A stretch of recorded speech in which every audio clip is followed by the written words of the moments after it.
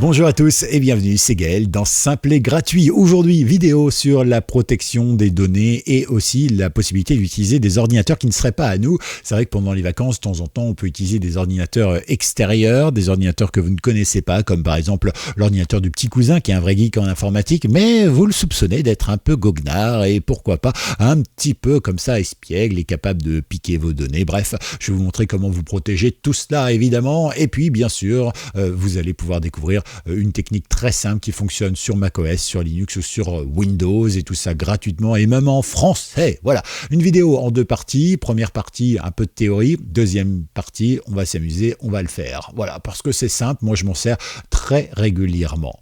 C'est bien, c'est parfait. Allez, avant toute chose, j'ai une bonne nouvelle à vous annoncer. Est-ce qu'il y a des trompettes? Non, il n'y a pas de trompettes, sinon il y a les droits d'auteur. En tout cas, quoi qu'il arrive, eh bien, je vais lancer le 7 août prochain une newsletter, une infolettre, puisque autant utiliser le terme français puisqu'il existe. Et cette infolettre, en fait, elle vous permet tout simplement d'avoir plus d'informations que sur la chaîne YouTube. Alors, je vous explique, cette chaîne YouTube ne changera pas d'un iota. C'est vraiment toujours la même chose. Je continuerai de vous proposer des logiciels, des techniques, des astuces, mais certaines d'entre elles, malheureusement, je ne peux pas vraiment aller à fond. D'abord parce qu'il me faudrait faire parfois des vidéos d'1 heure, 1 heure et demie ou 2 heures pour vous expliquer des concepts, mais aussi parce que de temps en temps, il y a des sujets que les conditions d'utilisation de YouTube interdisent et j'ai eu déjà au moins 2 vidéos qui ont été censurées alors qu'elles ne disaient rien d'illégal, d'accord? Donc vous voyez, après, il faut respecter la règle de la plateforme sur laquelle on est, sauf que de temps en temps, quand on a envie de parler de certains sujets qui est interdit sur une plateforme, on en parle sur notre plateforme. Je me suis dit que c'était bien de pouvoir en parler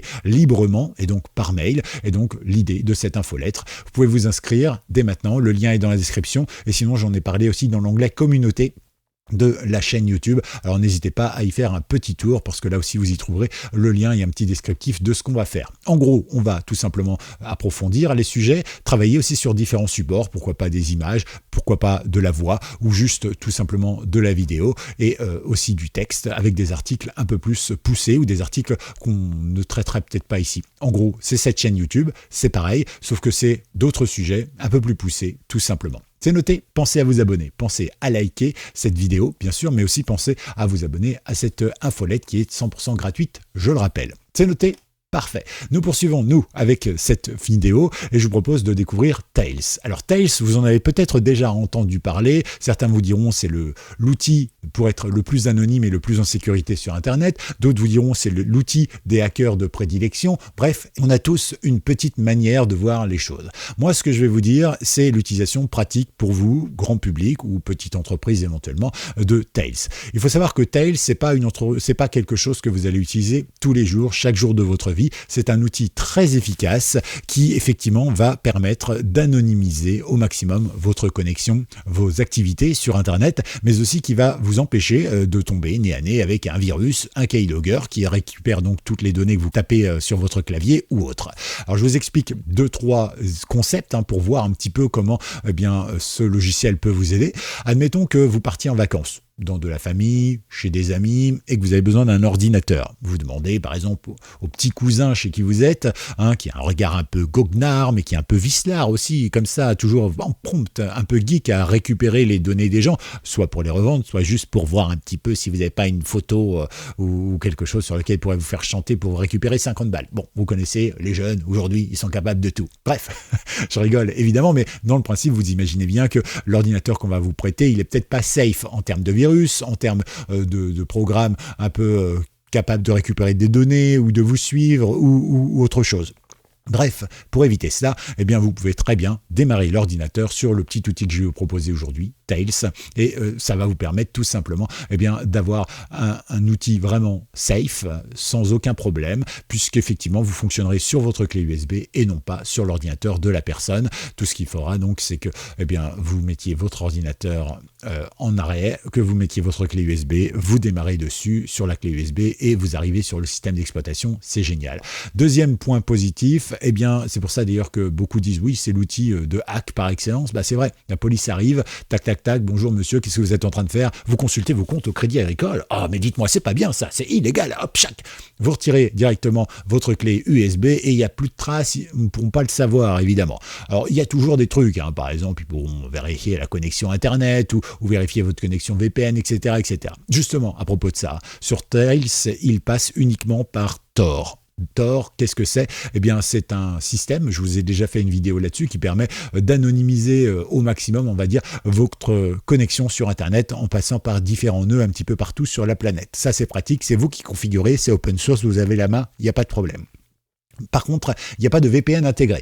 Alors, c'est une très bonne nouvelle selon moi, mais beaucoup d'entre vous diront « Oh là là, mais il n'y a pas de VPN, je vais pas être en sécurité. » Sauf que n'oubliez pas qu'il y a deux types de VPN. Il y a les bons VPN et puis il y a ceux qui font de la pub sur Internet. Ceux qui font de la pub sur Internet, en général, c'est parce qu'ils ont deux intérêts. D'abord, évidemment, vous avoir comme client, et la deuxième chose, généralement, c'est parce qu'en fait, ils appartiennent à des grosses sociétés qui elles-mêmes sont soumises au Patriot Act. Le Patriot Act, je vous rappelle que ça a été signé juste après les attentats du 11 septembre aux États-Unis par un certain George W. Bush qui a initié le projet, et le but c'est tout simplement de surveiller tout le monde à chaque instant, tout le temps. Donc ça veut dire que même si vous prenez un VPN payant d'une grande franchise européenne ou américaine, ils ont probablement signé le Patriot Act, et donc forcément, eh bien, tout ce que vous faites sur Internet, c'est connu de la part de tous les services de justice, de police, tout ça. En plus, ils ne sont pas no-log, c'est-à-dire qu'à chaque fois que vous déconnectez, ils ne suppriment pas la totalité de ce que vous avez fait sur Internet. Du coup, votre anonymat n'est pas garanti. Et donc, c'est un petit peu comme, je sais pas, commettre un délit ou un crime alors que vous êtes en visio avec la police, quoi. Elle voit tout ce que vous faites. C'est exactement la même chose, d'accord? Donc attention, ceux qui pensent qu'un VPN les protège, c'est exactement comme un antivirus gratuit avec une partie payante, ça les protège pas plus, d'accord? C'est juste le but de faire passer à l'option supérieure, l'option payante et tout ça. On en reparlera évidemment, n'hésitez pas à lâcher des commentaires si vous n'êtes pas d'accord, ou si vous êtes d'accord, ou si vous avez vous-même un témoignage. En tout cas, quoi qu'il arrive, voilà, vous pouvez très bien utiliser Tor et être beaucoup plus anonymisé que Tor plus un VPN, si ce VPN, évidemment, il est relié directement à la NSA ou à la justice. C'est noté? Bon, parfait. Alors maintenant qu'on a vu un petit peu tout ça, il y a juste un petit souci technique qu'il y a en utilisant Tails. Eh bien, ce souci, c'est le fait en réalité d'avoir une limite matérielle. C'est-à-dire que l'ordinateur sur lequel vous vous connectez, il a une puissance, il a de la RAM, il a d'un processeur et tout ça. Et en réalité, comme le logiciel ne sera pas directement installé sur le disque dur, il peut y avoir un petit temps de transfert entre votre clé USB et la RAM, puisque tout va fonctionner sur la RAM, d'accord? Mais voilà, c'est le petit inconvénient, ça veut dire que ça pourrait mettre un poil de temps à démarrer. Par exemple, moi sur mon ordinateur qui est de 2010, c'est un simple Core i5 de 16 Go de RAM, je crois. Et donc, voilà, ça démarre quand même en, allez, soyons fous, 10 secondes. Voilà, grand maximum. Donc, ça va. Et puis après, c'est super fluide. Donc, nos problèmes. Hein, mais le but, c'est ça. Voilà, il faut le savoir. C'est pas une solution pour tous les jours. C'est une solution temporaire. Alors, maintenant, on va passer un petit peu à la pratique. OK? Alors, pour ça, il va vous falloir une clé USB. Alors, ils disent au moins 8 Go. Le programme fait 1 Go 4, 2 Go, je crois. Donc, 4 Go, ça va, largement. Hein, mais 8 Go, vous pouvez l'utiliser sans souci. 8 Go ou plus, bien évidemment. Prenez une clé USB vierge. Si vous n'avez pas, mettez cette vidéo en pause et allez chez Carrefour ou chez Leclerc acheter votre clé USB. Et puis, une fois que c'est fait, vous revenez à cette vidéo. C'est fait? Parfait. Alors maintenant, nous, ce qu'on va pouvoir faire, c'est tout simplement créer cette clé USB bootable. Et pour ce faire, on va utiliser différents outils. Alors, je vous en ai déjà parlé il y a quelques temps, mais je vous avais parlé par exemple de Ventoy. Ventoy qui permet d'avoir plein d'images disques, entre guillemets, de système d'exploitation sur la même clé USB, puis de choisir au démarrage sur quoi on va démarrer. Donc ça, c'est super simple, je vous ai fait la vidéo, elle est là, n'hésitez pas à aller y faire un petit tour. Sinon, on avait parlé de Rufus également, l'avantage de Rufus aussi, c'est qu'il est en français, il est open source également, tout comme Ventoy d'ailleurs, mais voilà, comme ça, il vous créera une clé USB avec un seul système d'exploitation, et il est vraiment bien, voilà.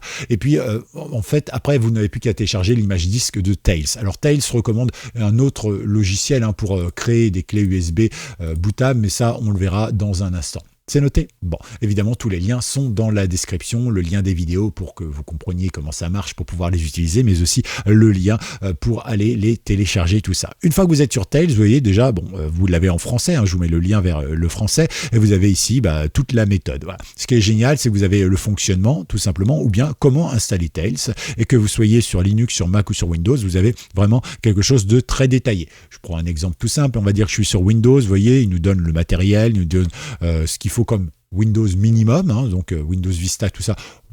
Techniquement, vous pouvez le faire. Mais bon, eux, ils recommandent Windows 7. Et puis, évidemment, ici, il vous faut 2 Go de RAM sur votre ordinateur, donc ça fonctionne sur quasiment tous les ordinateurs. Et après, bon, ils vous disent d'avoir un smartphone ou un autre ordinateur pour pouvoir suivre un peu l'installation. Mais bon, vous aurez suivi ce tuto, il n'y a pas de souci. Alors, ils nous disent 1,4 giga, enfin 1 heure hein, pour installer ça.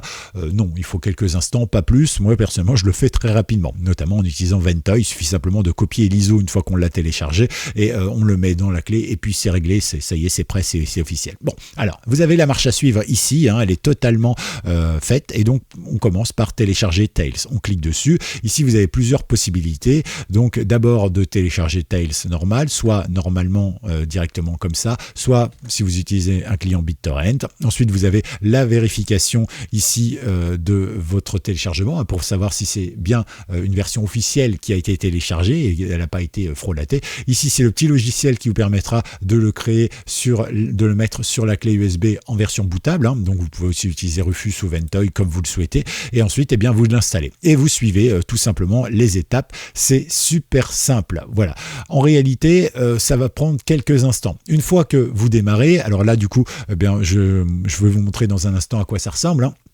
Mais une fois que vous démarrez, vous choisissez votre langue. Alors par défaut c'est en anglais, mais il suffit de cliquer dessus hein, et vous tapez FR pour French, français, et après vous mettez en français et tout sera en français. Hein, c'est parfaitement expliqué. Voilà, et donc faut attendre un poil de temps et vous pouvez ici après avoir votre tableau qui se montre. Une fois que c'est fait, je vais vous montrer à quoi ça ressemble tout simplement.